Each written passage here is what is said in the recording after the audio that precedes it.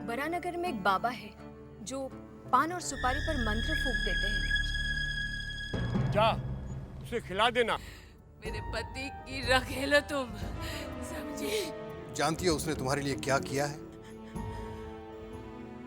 मेरे लिए इन बाबा का पता करना बहुत जरूरी है। इस साल लगान देने से सब इनकार कर रहे हैं।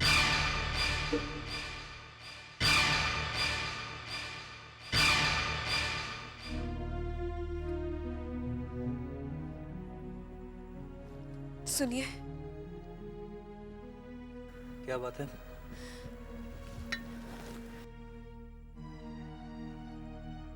वो मुझे अभी पता चला है कि सुखचर के लोगों के लगान न देने की वजह से मंझले बाबू गुस्से में सुखचर जा रहे हैं। तो इसमें गलती क्या है? गलत वो नहीं, गलत हो सकता है। मुझे डर है सुखचर के कई गांव में मेरे रिश्तेदार रहते हैं। ऐसा ना हो गुस्से में आकर मंझले बाबू गांव चला दे।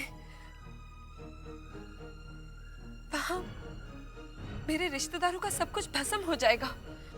वो तुम्हारे रिश्तेदार थे, है नहीं। अब तुम जमींदार घराने की बहू हो।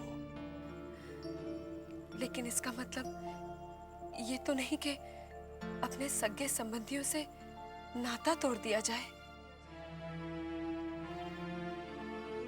तो तुम चाहती क्या हो? उन्हें समझाइए। हम तो समझते थे कि तुमने उनसे नाता तोड़ दिया है। अगर तुम्हारे दिल में कोई भी हमदर्दी है तो उसे निकाल दो। वो हमारी प्रजा है और हम राजा। क्या आप एक बार मंझले बाबू से कह नहीं सकते? छोटी बहू, आज तक हमने कभी मंझले बाबू के किसी भी काम में दखल ना दी है ना देंगे। वो जो भी करते हैं सही करते हैं, समझी तुम? क्या हुआ, सब तैयार हो गया? हाँ, सब सामान बग्गी में रख दिया। चलो हम अभी निकल जाते हैं। मंझले बाबू तो हवा गाड़ी में फुट से उड़कर पहुंच जाएंगे। उनके हुक्म के मुताबिक सुखचर पहुंचकर सारे लठेलों को तैयार रहने का हुक्म देना है। चल रहे इब्राहिम, बग्गी निकाल। पहले मंझले बाबू से आज्ञा तो ले ले। उनके हुक्म सुनकर ही तुझे हुक्म सुना रहा हूं। चलो भाई, चलो जल्दी करो। चलो चलो, मंझले बाबू के पहुंचने से पहले पहले सारा प्रबंध करना है। क्या मालूम कौन सी आफत आने वाली है। आफत तो साथ ही में जा रही है। क्या बोला तू? कुछ नहीं, मैं सुखचर की आफत की बात कर रहा था। नहीं, तो मुझे आफत बोल रहा था। अरे मधु बाबू, यहीं बातों में उलझे रहेंगे तो मंझले बाबू आ जाएंगे। चलिए जल्दी। हाँ हाँ, चलो चलो। चल रहे इब्राहिम, बग्गी को हवा गाड़ी बना दे। ये बग्गी है, इसे कितना भी भगा लूं ये हवा गाड़ी थोड़े ना बन जाएगी। हाँ हाँ, ठीक है ठीक है। अभी चल तू। ये चल रहे।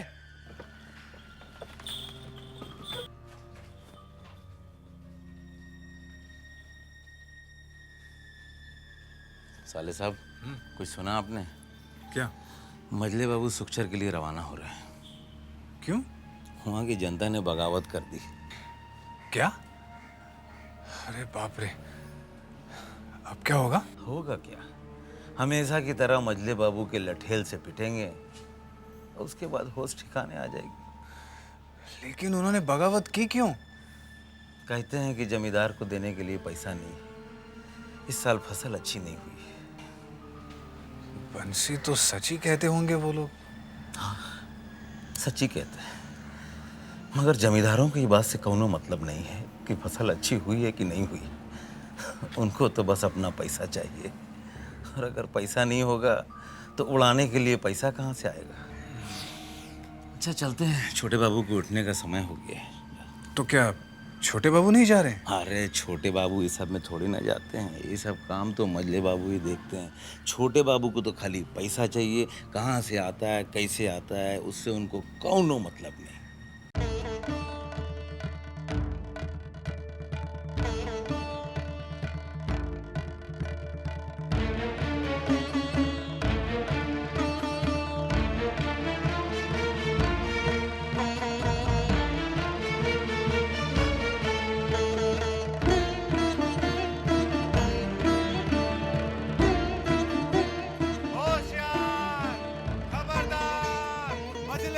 आपकी हवा गाड़ी निकल रही है, सब दूर हट जाओ।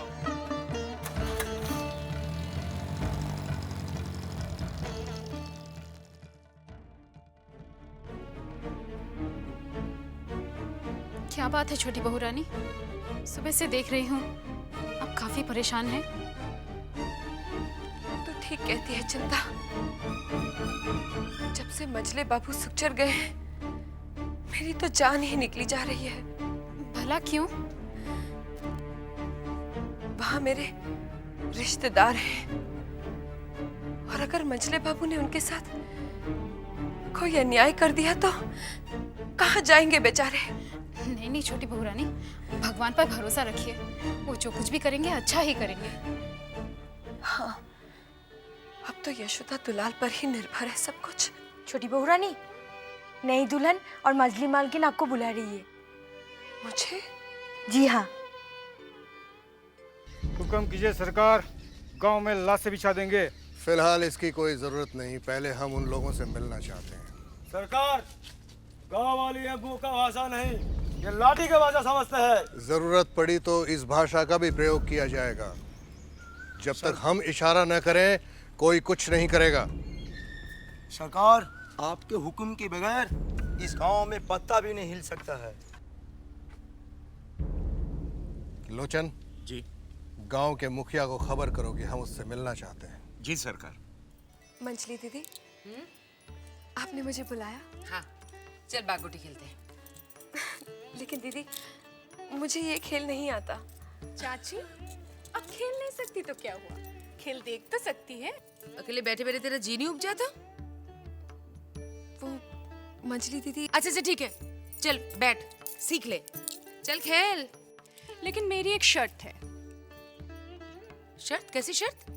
जो बेईमानी करेगा वो हार जाएगा। तेरा मतलब ये है कि मैं बेईमानी करती हूँ? सिंधु, क्यों रे चुगलखोर? नहीं नहीं मजली मालकिन, मैंने तो कुछ नहीं बताया। बस इतना ही बताया, जब भी मजली मालकिन हार जाती है दिमाग कहीं और लगा के गोटी फौरन बदल देती है। मालकिन, आप तो मुझे मरवाएंगी। चल चारू, तू खेल, मैं नजर रखती हूँ। चल चल खेल। अच्छा ठीक है, ले, तेरी एक गोटी गई। तो ये लीजिए।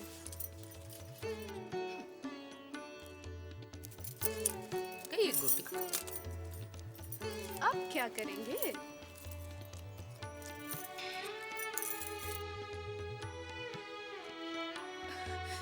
ए मंजली दीदी, चोरी पकड़ी गई। क्या क्या? कहाँ है वो गोटी? दिखाइए दिखाइए, देख चारू। छोटे मछली चाची, आप तो हार गई। छोटे, तुझसे उम्मीद नहीं थी। अरे जाने दीजिए मंजली दीदी, खेल है, बच्चों को खिला रहे हैं। मैं नहीं खेलती।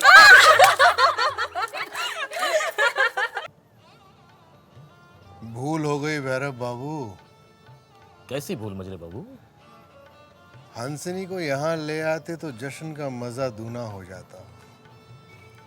मोटर गाड़ी से मंगवा लेते हैं। अरे ये कलकत्ता शहर नहीं है भैरव बाबू कि अभी बुलाए और झट से आ गया। ठीक कहा आपने। जब उसके आने का समय होगा तब हमारे जाने का समय होगा। सरकार, गांव वाले सब आपसे मिलने आ गए। सीधे खड़े हो जाओ। क्या ये सच है कि तुम लोगों ने लगान देने से इनकार कर दिया है? मना तो नहीं किया है हुजूर, सिर्फ प्रार्थना की है। इस साल लगान माफ कर दीजिए, क्योंकि फसल बिल्कुल अच्छी नहीं हुई है। लगान माफ नहीं होगा। तो क्या सरकार, हम अपने बाल बच्चों को अनाज के जगह पत्थर खिलाएंगे क्या? हरामजादे, तेरी ये मजाल हमसे जबान लड़ाता है। मार के तेरी चमड़ी उधेड़ दूंगा मैं।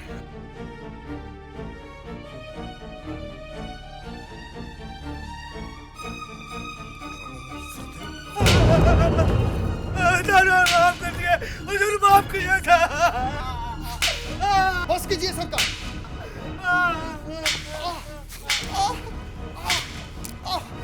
नहीं सरकार, माफ कर दीजिए सरकार, माफ कर दीजिए। चाहे हमारे बाल बच्चे भूखे मर जाएं, आपको लगान जरूर देंगे सरकार, जरूर देंगे।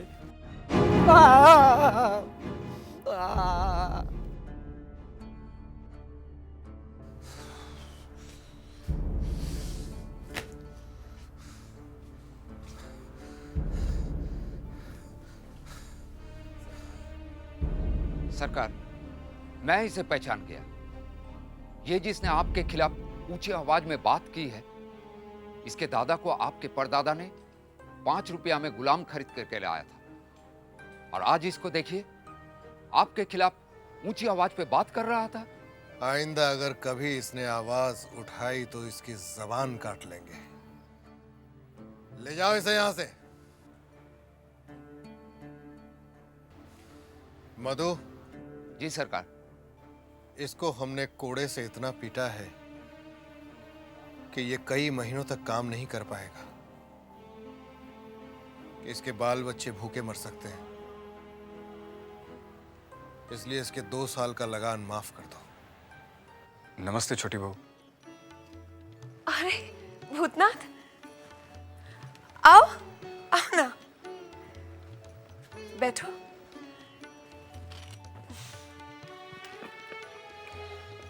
और बता, क्या कर रहा है आजकल? कुछ नहीं छोटी बहू, नौकरी के लिए परेशान हूँ। नौकरी मिले या न मिले, मेरे होते हुए तुझे परेशान होने की कोई जरूरत नहीं है। अच्छा बता, कुछ पैसे चाहिए? नहीं छोटी बहू, नहीं। देख, तुझे मेरी कसम, संकोच ना करना। कैसी बातें कर रही हैं छोटी बहू? एक आप ही तो हैं जिनसे मैं अपने दिल की बातें कर लेता हूँ, लेकिन इस तरह मैं कब तक आप पर बोझ बना रहूंगा? खबरदार, आइंदा ऐसी बातें कहीं तो। लेकिन छोटी बहू, नौकरी भी तो करनी होगी ना। तो कर ना, मैं थोड़ी ही मना कर रही हूँ। मैं तो ऐसी बातें करने से मना कर रही हूँ। माफी चाहता हूँ। अच्छा बता, कहीं नौकरी तलाशी? कई जगह छोटी बहू, कई जगह, लेकिन मिल ही नहीं रही। एक जगह बुलाया है, उम्मीद है वहां मिल जाए। किनसे मिलना है आपको? ननीलाल से। आपको बुलाया है क्या? हाँ। क्या नाम क्या है आपका? भूतनाथ चक्रवर्ती, उसके बचपन का दोस्त हूँ। आप बैठिए वहाँ पे, मैं खबर भिजवाता हूँ, वो काफी व्यस्त हैं। बैठिए।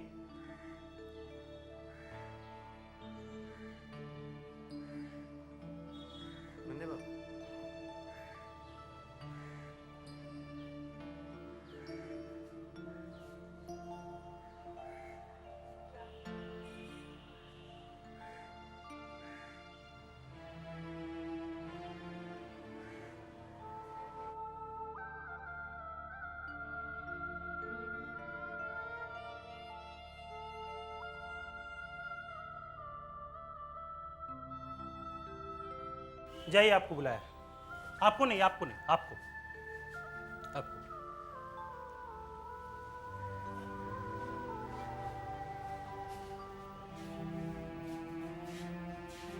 मुझे नहीं बुलाया?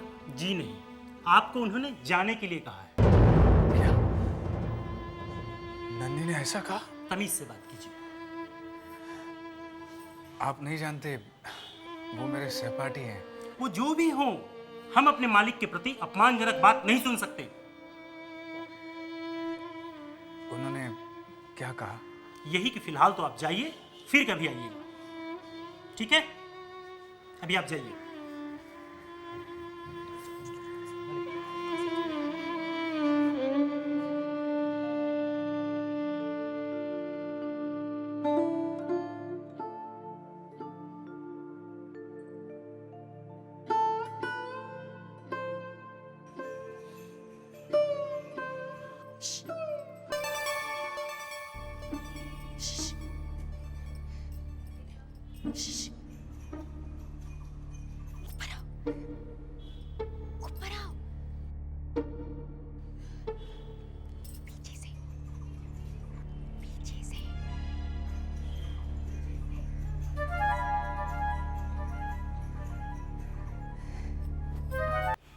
आइए आइए।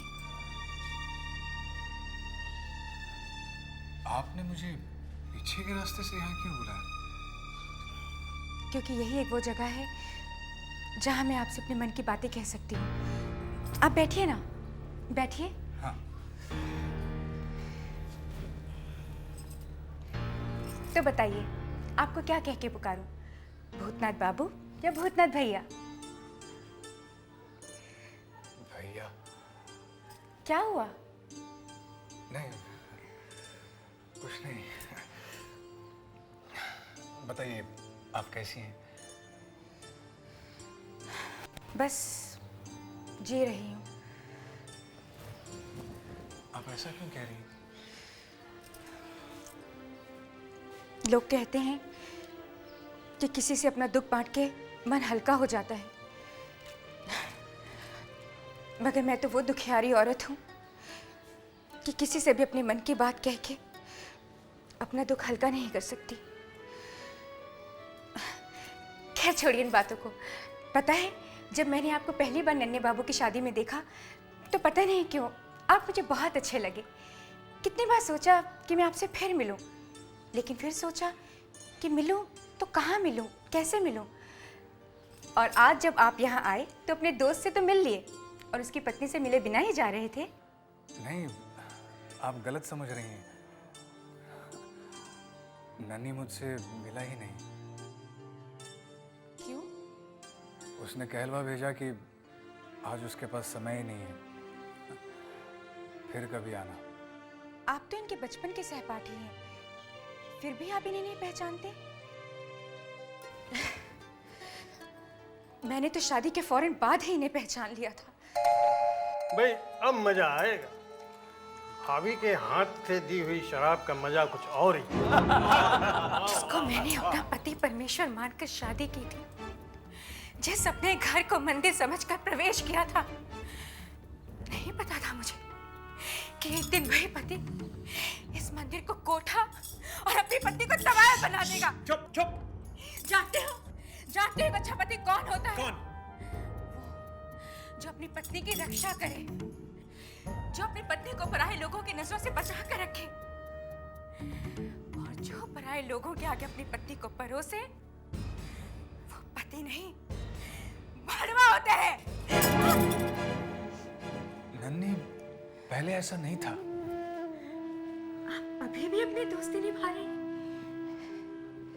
जबकि सच्चाई तो ये है कि जिस तरह गिरगिट अपना रंग बदलना नहीं छोड़ती, उस तरह इंसान भी अपनी फितरत नहीं बदलता। जो लालच और पैसे की हवस मैंने इसमें देखी है, वो तो इसके खून में ही है। पैसे के लिए इंसान इस हद तक गिर सकता है, ये बताने में भी मुझे शर्म आती। ऐसे लोग कभी किसी के नहीं होते, न दोस्त के, न माँ बाप के, और न पत्नी के। खैर छोड़िए इन बातों को। बातों बातों में तो मैं आपसे चाय के लिए पूछना ही भूल गई। मैं चाय लेकर नहीं नहीं नहीं, इसकी कोई जरूरत नहीं है, मुझे जाना है। थोड़ी देर और नहीं रुक सकते? नहीं, माफी चाहता हूँ, थोड़ा काम है। काम है तो मैं नहीं रोकूंगी, मगर आओगे ना? जी।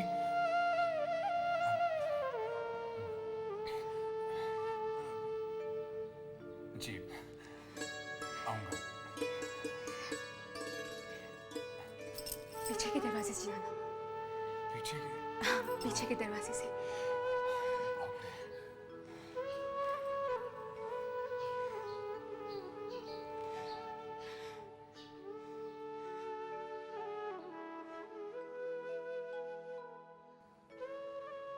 अरे आपको कितनी बार समझाया, आपको चिंता करने की कोई बात ही नहीं है।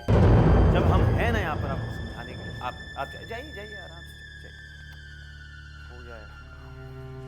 लेकिन जी वो कागज मेरे को देखने हैं। आइए, आपको दिखाई देते कागज। ये रास्ता वैसे बाहर जाने का है, आइए।